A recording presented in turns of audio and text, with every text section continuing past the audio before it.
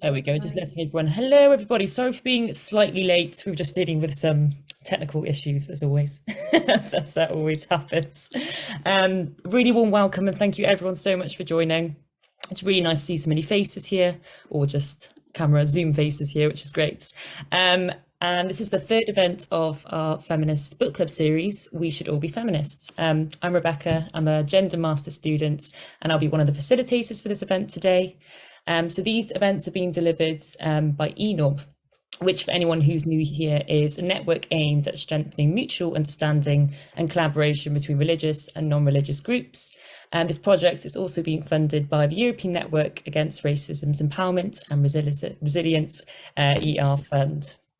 So the idea behind this project is to invite different feminist authors and scholars together to discuss their work, to not only gain a deeper understanding of critical gender issues that pervading Europe and beyond today, but to share with wider audiences as well. And I have the pleasure of introducing our second facilitator, Martina, who is a PhD student in political sciences at Genoa University. Sorry, I botched that a bit, Martina, and is now going to introduce our brilliant speaker today. Thank you, Rebecca. Now the absolute pleasure of introducing our speaker today, Mariz Tadros, who is a professor of politics and development and research fellow at the Institute of Development Studies and director of the Coalition for Religions, Equality and Inclusivity, which is a consortium of partners here and in the Global South. And Mariz is also the PI of a British Academy grant on the relationship between people's popular heritage, social cohesion, and sustainable development.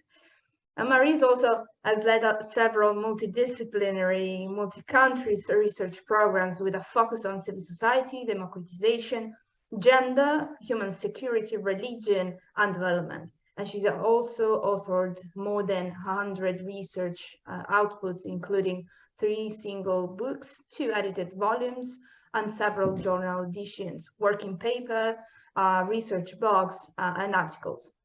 But let's focus on this conversation, the conversation of today. And this conversation will be actually on her recent article called Taking a Stance on Feminist Prejudice Against Religious Minority Women. And Rebecca is posting the link in the chat. If you haven't read it already, really, I just suggest you to do that.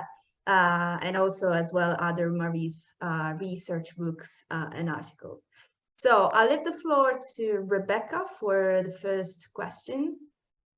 No, sorry, I just leave it to you. Well, just to go over kind of the structure of events, so everyone's clear. Martina and I are going to be in discussion with Mariz for about 45 minutes or so until 6 o'clock my time. And then we'd absolutely love to open the floor to everyone here to ask any burning questions. So just keep them in mind as we're speaking, post them in the chat, or when we go into discussion, just put your hands up with the hand icon so we don't miss any questions along the way. And throughout the conversation, we are going to turn everyone else's speakers off just so there's no disruptions and background noise. And finally, for your knowledge, we are recording the event. So if you want your camera on, you can. If you want it off, you can as well. But it would also be lovely to see your faces.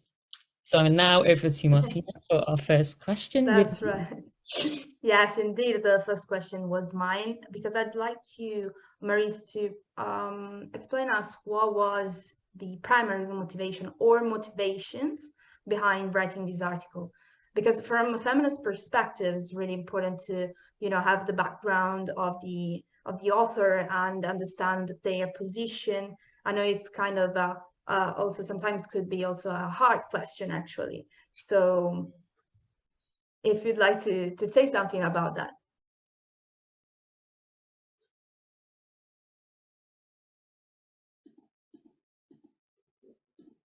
I think you're on mute at the moment. Wait a second. Sorry, it was just seconds until you give me permission to unmute. First of all, I'd like to say an enormous thank you to Rebecca and to Martina for inviting me, and to for giving me this opportunity to expand on a very difficult article I've written, and to be able to learn from your questions and reflections and comments. So really appreciate this opportunity. So this has probably been in my career as an academic and as a feminist activist, as a feminist activist since 1995, and in my academic career since 2004, this has probably been one of the most difficult articles for me to write, because any article I have written, I've always written from a feminist perspective that always took into account the fact that feminist movements are under attack, and that there's a constant legitimacy battle to have our voices and our agendas taken as something pertaining to the well-being of humanity. So writing this article was very difficult. And I really, really appreciate Martina's point that one of the wonderful things I love about feminist scholarship and praxis is that we've always taken ethics very seriously, that being very upfront about our standpoint, being very upfront about our positionality is so important. So my positionality is that I am a feminist, and at the same time, I come from an Egyptian heritage. And at the same time, I've been working on feminist scholarship pertaining to gender and development, addressing the gender gap and what we mean about women and power and political access for many, many years. And that's what my literature, my scholarship has reflected. Also, I've been very keen on understanding movements, and very, very concerned about the way in which there's been a confusion regarding what is a feminist movement and what is a women's movement. And that's because a lot of women's movements, I discovered, are anti-feminist, and that they're able to make their claims because they say, oh, we're women and we are in favor of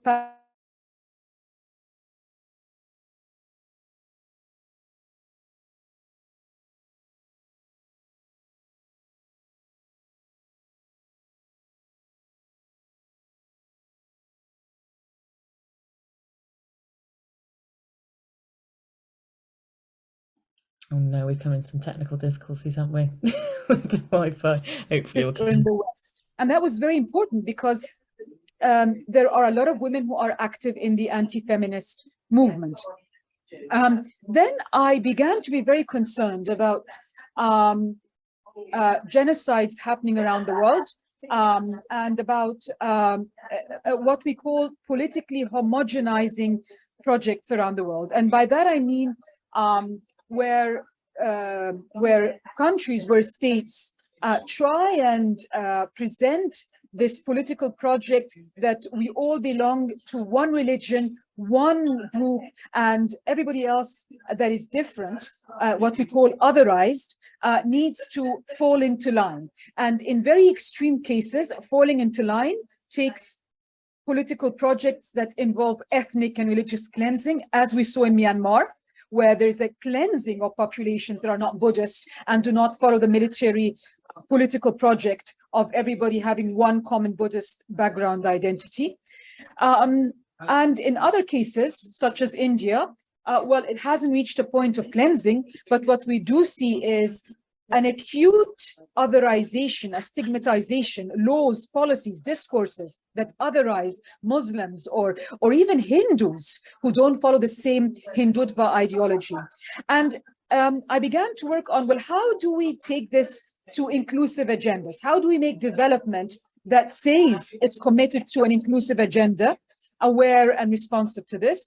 And how do we make feminist movements that want to work on a grassroots level also, and who commit to intersectionality, also advance recognition for these women who are caught between their gender identity, belonging to a community that is ostracized, and at the same time where class and caste and race come in, it makes things even worse. So I came from the vantage point of, if feminists are so committed to intersectionality, why is there a resistance to recognizing women who are being ostracized and marginalized, not only because they're women and not only because of class, in other words, they're poor, but because they also belong to a group that is targeted by the state as well as society? Fantastic, thank you for that. I think you did a really good overview of a lot of things we want to point on, which is fantastic. So maybe our next question, going into this intersectionality a little bit more, because we hear it all the time. I mean, I do gender studies, so it's there all the time, but you see it also in the media, in the news, kind of used so haphazardly sometimes, and even, dare I say, commercialized as well. So in your opinion, you know, from saying that religious minorities face so many incidents and discriminations, can you really expand on why this is so important, maybe from your own research, but so important to address the experiences of religious minorities as well?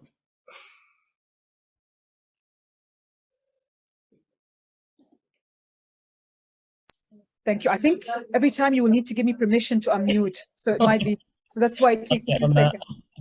Yeah, I really appreciate it. I mean, Rebecca, it's a bit like empowerment. I mean, when we started with empowerment, the whole idea was to redress power inequalities, to bring in agency and recognize agency. And then we found Nike talking about women's empowerment. We talked, you know, we found makeup advertisements talking about women's empowerment. I mean, as you said, words that in essence were supposed to be emancipatory become co-opted for extremely limiting and extremely problematic agendas.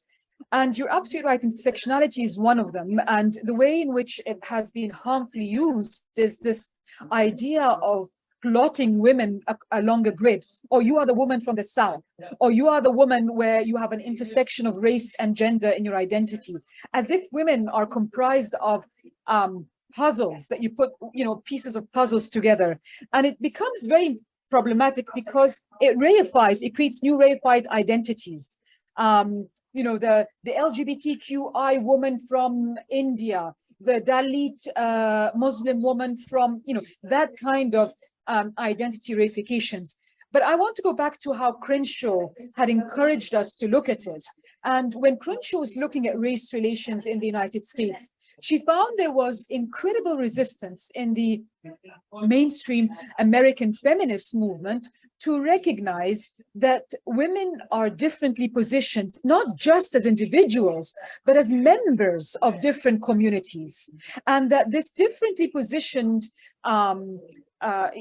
being differently positioned in very complex webs of power hierarchies means that they are up against sometimes different sources of inequality, and sometimes they have different repertoires of resistance as well.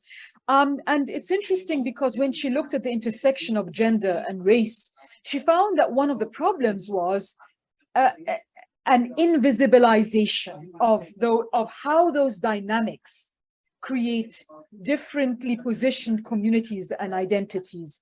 And that's how I want to look at it. You know, how is it that those kind of differently positioned hierarchies create kinds of power inequalities that the feminist movement invisibilizes? Well, that's a really great question, and I don't think that we could have like an answer at the end of this event where we can try to reasoning about that, isn't it? And my question is, I also study gender studies, and I also study international studies and international cooperation. And I've seen that the international cooperation actually is more and more focused on gender. As Rebecca said before, intersectionality is everywhere, theoretically speaking.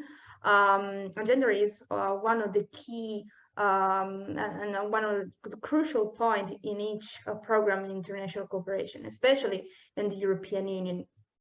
And so far, there are also some external action plans that are specifically on gender. And it seems to me they're quite general, they're quite based on a conception and perspective of, you know, the white woman, actually. And by white, I'm meaning a lot of things, actually, and also Western women.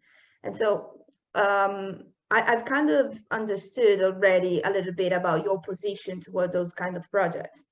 Do you think that there is also there are also some projects that could work in this perspective? Do you think that there are some good examples, or if you want to put forward some bad examples, is good as well, just to understand if there's a way, actually.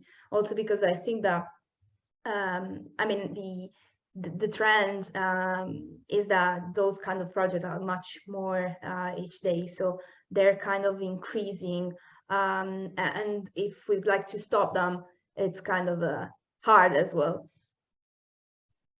Thank you so much. I think it's a really, really important point about, well, there are attempts at taking forward a progressive gender agenda. What would it take for it to be truly inclusive and intersectional? And I think on the one hand, there has been a very positive move forward to recognizing the importance of partnerships in the Global South, the importance of voice, the importance of representation.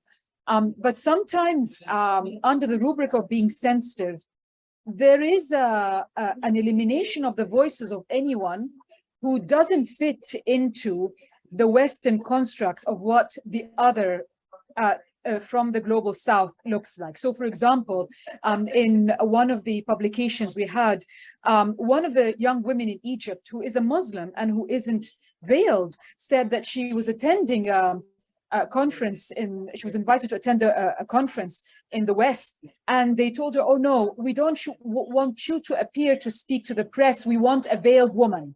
As if every woman in the Middle East is supposed to be veiled, or else she's not authentic, or else they're not bringing in the Muslims. And it's this idea of, you know, a homogenous Global South set of women who are supposed to conjure certain images of what the non-Western other looks like. And it becomes very problematic because it then distances everybody who doesn't fit in that image. And I think in terms of best practice, I think we have to be very careful, because on the one hand, we are struggling against Islamophobia and anti-Semitism and all kinds of things in the West, all kinds of xenophobic, bigoted discourses and practices and vilification. You know, if we look at the Roma people in Europe, for example, not just, you know, and a wide array of groups. But then we need to understand that in other parts of the world, there are also other struggles for diversity, for representation, for equality. So one of the very negative practices I have seen is, for example, after ISIS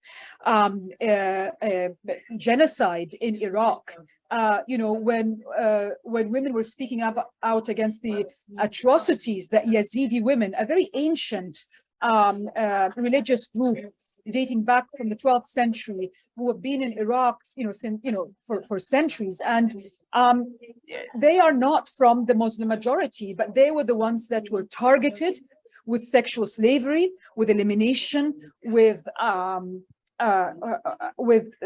they were being sold in slave markets. And you find these discourses in the West, oh, let's not talk about the sufferings of the Yazidi women, because that would make ISIS, that would play into the hands of Islamophobes in the West, who would,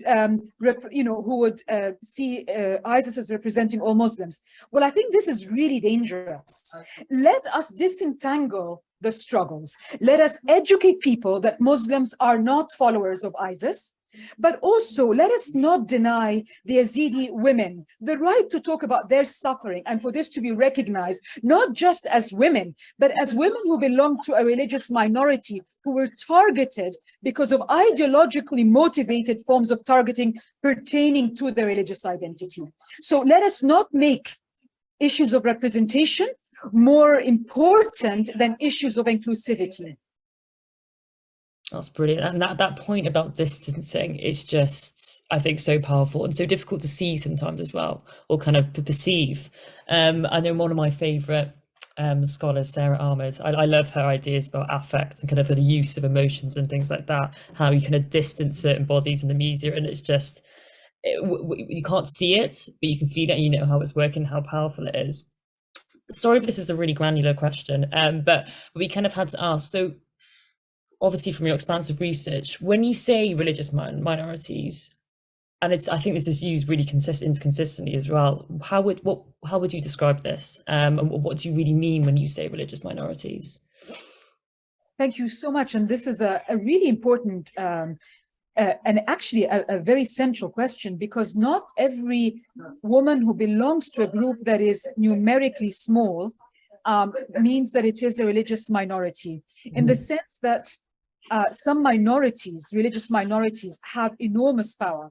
So if you look at, for example, the Alawites who are ruling Syria at the moment, well, they are a religious minority, but they are enormously powerful, and they have more power than any other group in Syria. They monopolize power.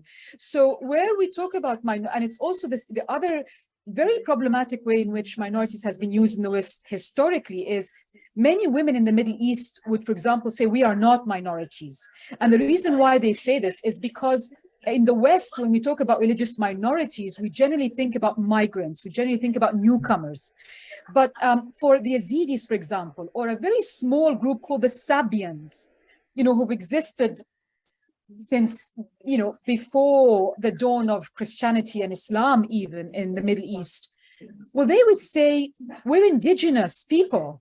We are the people who have existed thousands of years. So if you're using minorities to say we're newcomers, we're not.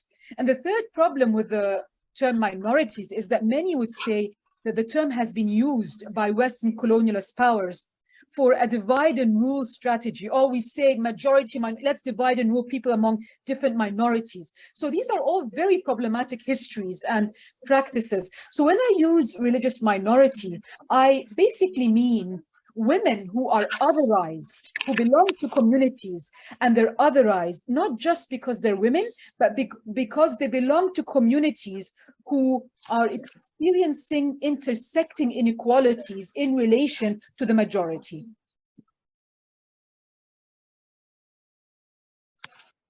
It's kind of the idea, the minority is not a numerical one, but it's in terms of power. Oh, sorry, there's someone talking, I think. It's not, I was saying not in, by numbers, but by quality, I'd say. I'd like to go back to this intersection, actually. So everyone is talking about intersectionality, and I'd like to go deeper a little bit. So this tension, let's say, that there is between religious rights and gender equality, and we can see that both like in the public debate, and also, as you said, and you really right to say that in the feminist movement, is a tensions that's really really hard. And are those two topics, are those two kind of are those two discrimination inherently conflicting in your perspective, or is there any other way to reconcile this perspective?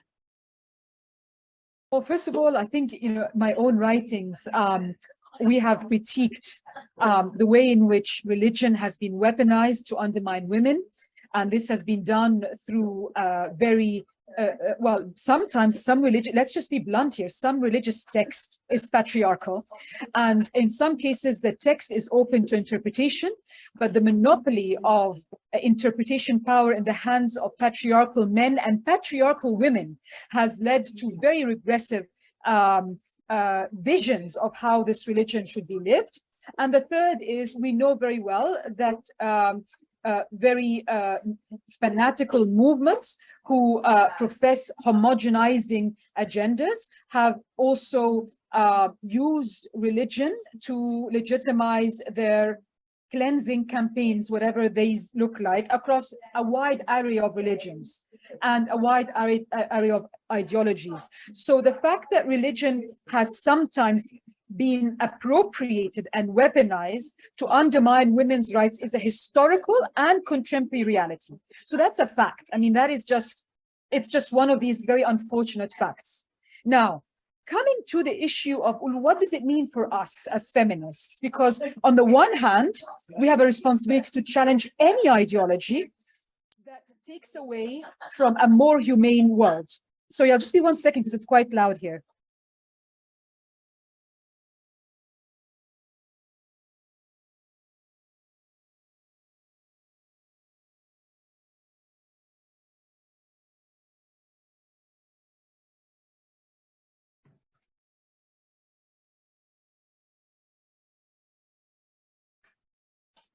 Apologies. So we're just saying that we have a responsibility to challenge any ideology that takes away from women's rights, be it on class, be it on race, be it on ability, anything that takes away from us building a more humane world. We have to challenge it. And that includes aspects of religion that circumscribe women's rights.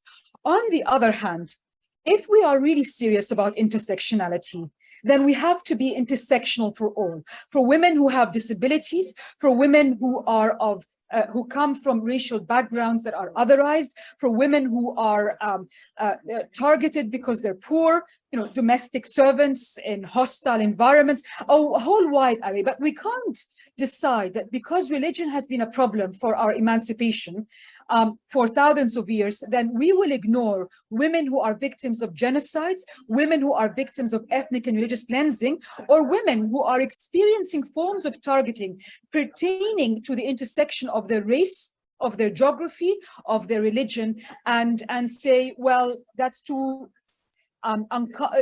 that's too uncomfortable for us to deal with. I mean, let me give you a very practical example.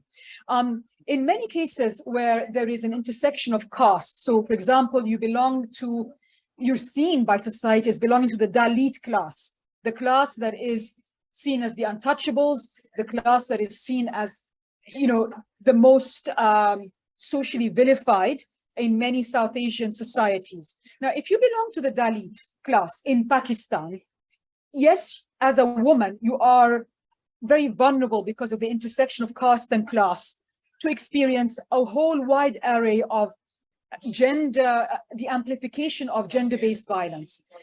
But we can't say, well, it's all class. We can't dismiss the experience of a Hindu woman who is seen as belonging to the Dalit background in Pakistan, and the fact that every time she gets onto public transport, someone touches her stomach and says, oh, you promiscuous woman, which has to do with her being a Hindu, and say, oh, it's just a caste.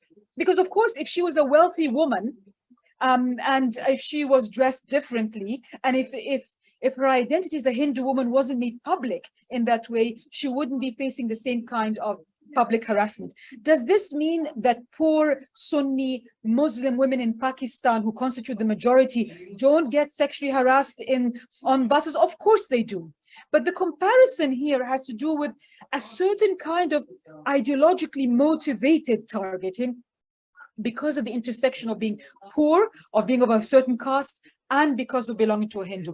And you know that the interesting thing is, it doesn't have to do with how much you're wearing or how little you're wearing. If we look at the same country, Pakistan, and you look at the experience of Ahmadiyya women, and these are, a sect that see themselves as part of the Muslim Sunni, religion, but the Muslim Sunni religion doesn't see them as part of their their community. Well, the Ahmadiyya are veiled more than the regular forms of veiling in Pakistan. And yet, because they're seen as veiled differently, they are subject to certain kinds of slurring, certain kinds of vilification, certain kinds of unequal access to sometimes rent, being able to rent an apartment or just walk down the street without harassment, more so or differently than other women. So we're not creating a hierarchy of suffering. We're not saying that when you are poor and you belong to a religious minority, you'll be worse off than all other poor women. We're saying that we have to be sensitive.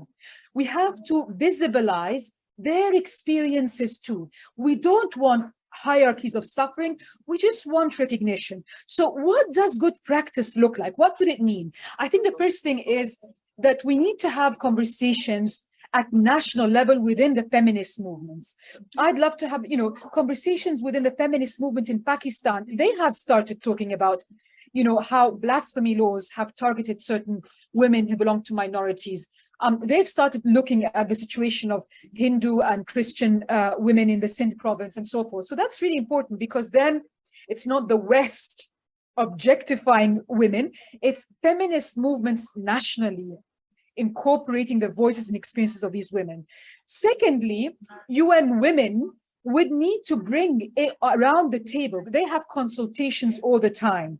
Let us diversify the representation around the table of who they bring to the table. Let they not just say, oh, this is the Muslim woman from Pakistan, but let they bring the Hazara Shia woman. Let them bring the Hindu woman from this. That kind of richness of diversity, when we talk about the diversity of women in Pakistan, is very important. So the first one is national dialogues within feminist movements. The second is international actors' responsibility to ensure plural representations. And the third is making sure that we don't block these agendas of inclusivity under the rubric of, oh, this might become ammunition for very regressive anti-feminist agendas. Definitely, and thank you for being such kind of tangible, not action points there, but bringing it all together and what actually needs to be done. I'm sorry for going back a bit on this, but when you were talking about that kind of ignorance or the kind of will to ignore, and I know you can't speak on behalf of others, but you said there's a kind of sense of uncomfortability with dealing with it, we're dealing with the complexity of it, or dealing with, being able to engage with it. From your experience and your research, what are the motivations, or what are the reasoning, do you think, that people don't engage with this? Is because they don't want to, it's because they find it too difficult, or is it a genuinely kind of a will that it's part of what they believe, that they think they can't engage with these issues and discriminations as well? Thanks, Rebecca. And this is where, in answering this question, I'm also going to ask for the collective wisdom around the room here. So as we know, as feminist scholars and activists and practitioners, we're not one. We have different agendas. We have different what motivates us. I hope that what motivates us all is a more humane and equitable society. But and we're all committed to challenging different kinds of power relations. So my experience has been with different drivers, if you like, of this exclusion of intersectionality in dealing with women, where there's an intersection of ethnic, religious, class otherizations happening. One of the reasons, I think, is that they're very scared that this would seem as if they are endorsing religions that are not so favorable to women's rights. So they think, well, if we defend the rights of, say, Muslim women in India, or if we defend the rights of Hindu women in neighboring Pakistan, does this mean that we are defending the religious establishment? Are we defending the interpretation of religion of their leaders? So there is this idea of not being able to disassociate that you have a basic responsibility to defend anyone and everyone who is experiencing gender inequality. And that does not mean you are defending regressive ideologies. That it's a bit like, say, I'll just give you a very a comparator. Some people have, for example, have criticized the way in which some indigenous movements in Brazil, their children, the way, some of the circumscribing around children's rights. But for us to improve, or for the indigenous people, not us, for the indigenous people to engage with children's rights internally, doesn't take away from our right to protect their land. They're two different things. So I think that's one thing, disentangling, defending any woman wherever she is around the world where she's otherized, versus that this would be seen as a proxy, as legitimizing the ideology. It's not the same. That's the first, and I think the biggest reason.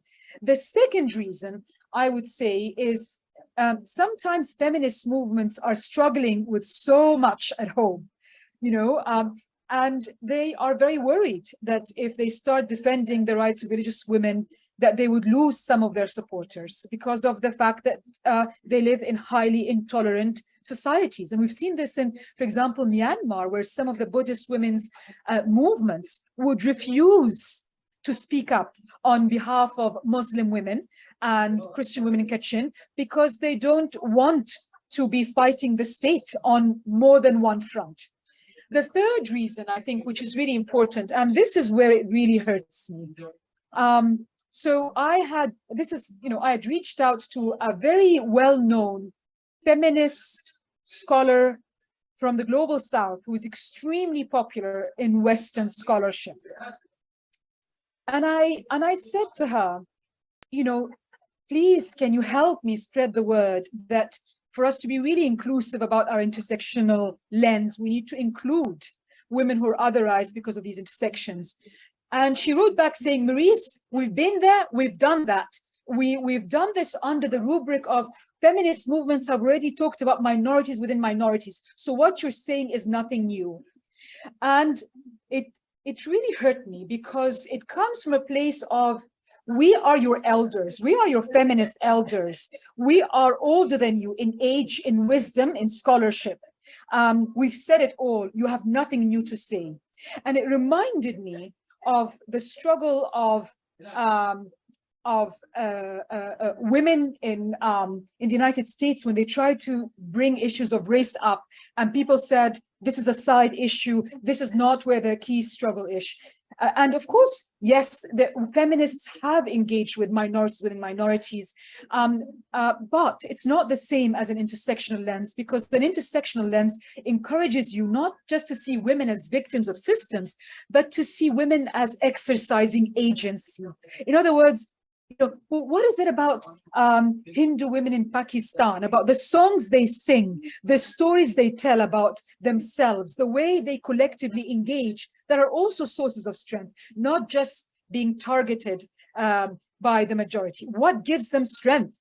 The same thing for Muslim women in India. What gives them strength in the midst? So it's also not just about being targets of inequality, but how do women who are otherized exercise their agency in a wide array of ways? So I would have really hoped that they back me up on this agenda, as opposed to telling me, go work, go along now, girl. Your agenda has already been addressed. You don't have anything important to say. Thank you so much, Mariz. There's so much to say about it, and I would like to talk about it all night long, actually, because there's so much to say, but we don't have so much time. And I really like this this idea of talking about what gives you strength instead of what oppresses you, what makes you, oh, we see you again, instead of what makes you a victim, or at least like trying to separate those two things. We can say that a kind of a system oppress people, makes people victims. On the other hand, we have examples of what makes you strength and what makes you and in which way you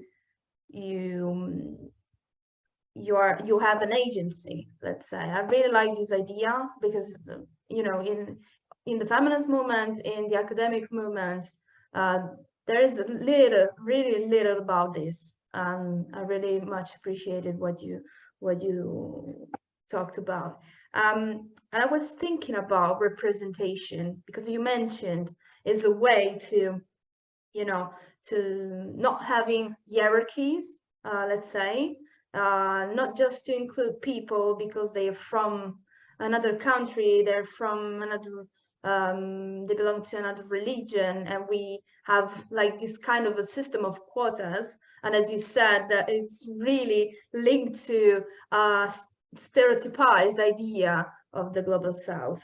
So, and I really also like, we can talk about, for example, the term inclusion. It means that I'm in and I let someone, go, with me. So it's like a sort of permission, but I was just thinking out loud, actually. No, I was saying representation. What do you think is the best way to make this representation fair, honest, not a system of quotas, but a real representation, because we have started from the point that some minorities are invisibilized. So also people in the academia and people that study and people that try to, you know, have more information could not see some minorities. So my question is, also as a person that works in academia, do you have any idea how this kind of representation can take place?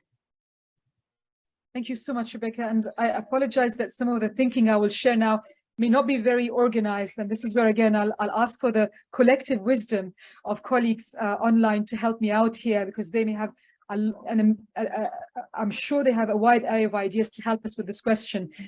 So I'll speak on three levels. I'll speak on the level of the Coalition for Religious Equality and Inclusive Development, which I was privileged to direct. And this is a coalition of organizations, human rights, youth movements, faith-based organizations, non-faith-based organizations, scholars in a wide array of countries, but also we have representation here in the UK. And when we wanted to look at the intersection of gender and religious inequality, the first thing we did, and I think for us that worked, and maybe others can also share their examples, but for us, we looked at the context. So if, for example, if we're looking at the context of Iraq, we looked at understanding the different intersections for different groups of, for different power dynamics. So when we talked about the Yazidi people, well, there's a difference between the Yazidi people who are living in displaced camps versus those that are have gone back to, you know, have reclaimed the land that was taken from them from ISIS. If we look at the non-Muslim minorities, such as also the Sabians, well, some of them are in Baghdad, but some of them are displaced in Erbil. If we look at the Christians, well, they're not one homogeneous group, because these are, they practice forms of indigenous Christianity that are very different from the Christianity that exists in the West. So the Syriac Orthodox, they would claim that they go back to the first century from Jerusalem and the spread of Christianity to Syria and then to Iraq. So they're very clear, they are Syriac Orthodox. But then there's the Assyrians, who have a different, ethnic, linguistic, and religious configuration. So I think one of the key ways in which we can ensure that we are not creating new rarefied identities that, as you say, Martina, sort of, bring in these sort of mergers, is to understand the context and the different ways in which intersections of ways in which people represent themselves, not how we want to represent them. And that meant for us that when we came to understand the situation of women 20 years after the American occupation, we didn't just go and say, okay, can we have 3 or 4 women who can write up these studies? We first started with a context analysis, and then we asked women who have legitimacy in their communities, who are able to engage. And of course, community itself is a problematic term, because there's no such thing as community. There are different communities within any community.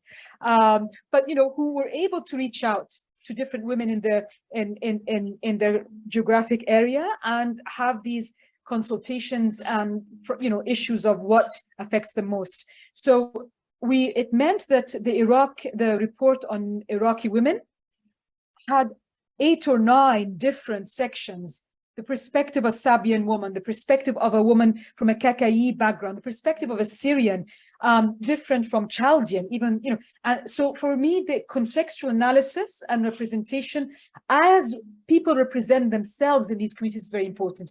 The second message, I think, is broadening the possibilities of representation in international platforms. And thirdly, asking these questions in our academia, when you look at intersectionality and you see ethnicity, disability, race, well, let us all say, what about marginality on the basis of religion or ethnicity? Just asking these questions, creating a cluster of us where we ask this question is so important, because we know that agendas only shift or start to shift once we as a collective, the power of collective action, wherever we are, whichever institution we are engaging with, just starting to interrogate the invisibilization, I think hopefully with time, it will make people want to research this more, and it would make people want to create those spaces for people to represent themselves more, and it would comprise part of the agendas of diverse representation that we see in our scholarship. That's brilliant. And very on the topic of asking questions, you've really nicely leaned us in to open the floor now, I think, which would be fantastic for questions from everyone else. So yeah, if anyone's got any questions, please put your hands up or put them in the chat if you want. We're here till 6:30 my time, so opening the floor to you guys.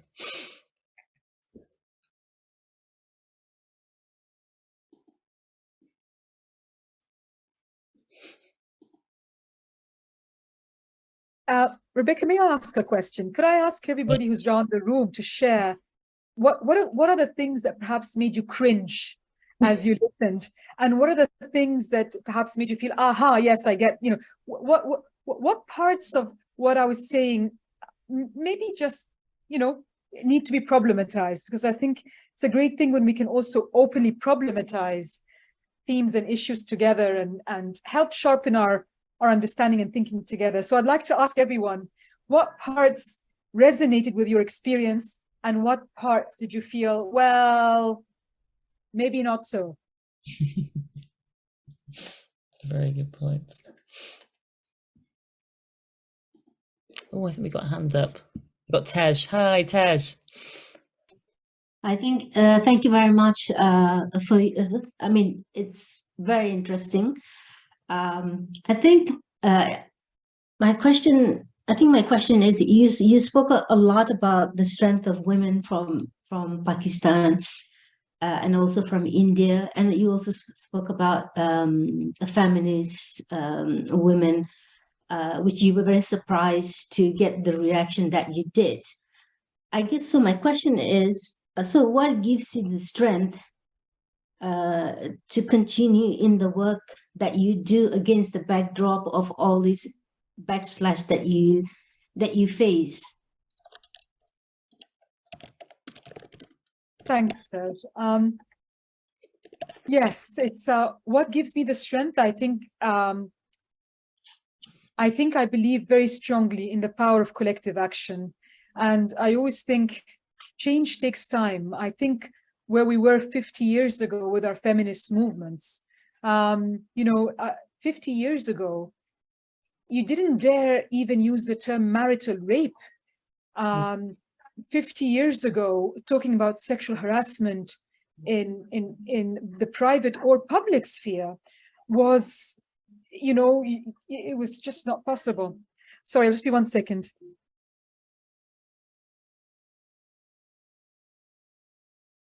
And we've seen change. We've seen silence is broken. We've seen things change. So for me, I think the fact that I'm very grateful for giving me this opportunity to engage, the strength that in collective action, in breaking silences, in making visible invisible injustices, that collectively we'd be able to broaden and challenge, unequal power relations. So I guess it brings me to my next question, which is, do you see that change happening? In your opinion, is it happening at the speed that I don't know, at the speed that it should be changing, or do you think that we are from what you have said and what I've listened so far, in some ways, I get the sense that the change is not quite there yet. It's coming, but it's not quite there yet. Is that? You're absolutely right. Yes, Tej, I think you picked up exactly how I'm feeling, is that for a movement that says it's committed to intersectionality, It's disappointing and heartbreaking. And also for a movement that has seen how historically issues of race were muted on the basis that, oh, this will be ammunition against us. We should know better. We should know better than to say, by being exclusionary, we're strategically preventing a strengthening of the backlash against us. Our strength is in greater inclusion, not in using exclusion as an excuse. So we should know better from our histories.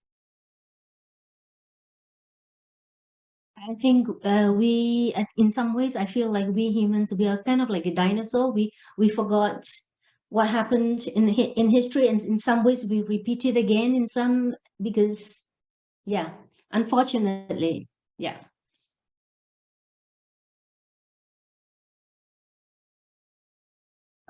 I do very much apologize. I do have to go. But what I've just put in the chat function is a link to the website where a lot of those issues of voices, women engaging directly with the realities of those intersections, you will find. I'm also putting in my my email, or perhaps Martina and Rebecca, you can very kindly share with participants my email, and perhaps there'll be other opportunities for us to continue the discussion, because I'm very grateful for your presence, and I'm obviously very grateful for the questions that Martina and Rebecca put forward, as well as Tej. So I think we're just scratching the surface now, and I hope we can continue. Oh, Mariz, thank you so much. And yeah, I'll definitely send Reese's email out if anyone's interested. So I'll get all the names down here. Thank you so much. No, thank you so much, Mariz, for your time. It was absolutely brilliant and was absolutely amazing. And I'd love to talk to you, much more. But thank you for your time. Really, thank you so much. Thank you. Bye-bye. Bye.